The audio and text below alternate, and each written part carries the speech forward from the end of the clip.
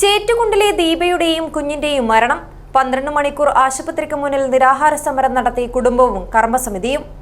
TVS നാമൻസ് ഓട്ടോമൊബൈലിലൂടെ സ്വന്തമാക്കൂ പുത്തൻ Apache സീരീസിലെ പുതിയ മോഡലുകളായ 160 V, RR 310, RTR 310 എന്നീ പുതിയ മോഡലുകളിലുള്ള ബൈക്കുകളുടെ ബുക്കിംഗ് ആരംഭിച്ചിരിക്കുന്നു. നിങ്ങളുടെ വാഹന സ്വപ്നങ്ങൾക്ക് Naman's automobile LLP, TVS authorised main dealer, Nullippady, Kasaragod. North Kottucheri Padma ക്ലിനിക്കിൽ പ്രസവത്തിന് പ്രവേശിക്കപ്പെട്ട ചേറ്റുകുണ്ടിലെ പ്രവാസി സാഗറിന്റെ ഭാര്യ ദീപയും നവജാത ശിശുവും മരണപ്പെട്ട സംഭവത്തിൽ രാസപരിശോധന ഫലം വൈകുന്നതിൽ പ്രതിഷേധിച്ചും ഡോക്ടർ രേഷ്മയ്ക്കെതിരെ കൊലക്കുറ്റത്തിന് കേസെടുക്കണമെന്നും ഡോക്ടർ ഇനി പ്രസവ ചികിത്സ നടത്താൻ പാടില്ല എന്ന് ആവശ്യപ്പെട്ടുകൊണ്ടും ആക്ഷൻ കമ്മിറ്റിയുടെ നേതൃത്വത്തിൽ പത്മ ആശുപത്രിക്ക് മുന്നിൽ 12 മണിക്കൂർ നിരാഹാര സമരം നടത്തി.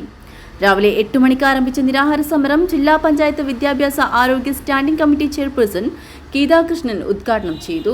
നീണ്ട കാലത്തിന് ശേഷം ഒരു പ്രസവം നടക്കുമ്പോൾ ആ പ്രസവത്തിന് എന്തെല്ലാം ബുദ്ധിമുട്ടുകൾ ഉണ്ടാകുമെന്ന് സാധാരണ സ്ത്രീകൾക്ക് പോലും അറിയാവുന്നതാണ്.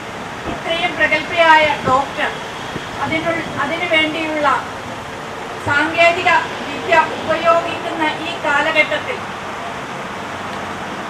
അൾട്രാ സ്കാനിങ് പോലുള്ളവ ഉപയോഗിച്ചുകൊണ്ട് ആ ഗർഭം എങ്ങനെയാണ് നിലനിൽക്കുന്നത് എന്ന് മനസ്സിലാക്കാൻ ഒരു ബുദ്ധി കാണിക്കാത്തത് ആ ഡോക്ടറുടെ അനാസ്ഥയാണ്, അവരുടെ സേവനത്തോടുള്ള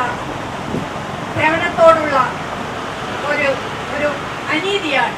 പള്ളിക്കര പഞ്ചായത്ത് പ്രസിഡന്റും ആക്ഷൻ കമ്മിറ്റി ചെയർമാനുമായ M. കുമാരൻ അധ്യക്ഷനായി.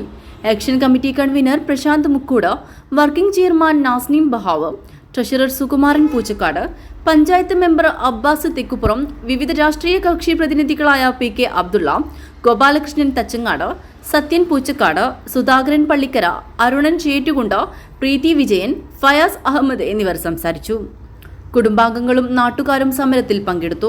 തെറ്റായ തിരക്കഥ തയ്യാറാക്കിയ ഡോക്ടർക്കെതിരെയും ആശുപത്രി അധികൃതർക്കെതിരെയും ശക്തമായി പോരാടാനാണ് ആക്ഷൻ കമ്മിറ്റിയുടെ തീരുമാനമെന്നും ഇവർ ആരോപിച്ചു.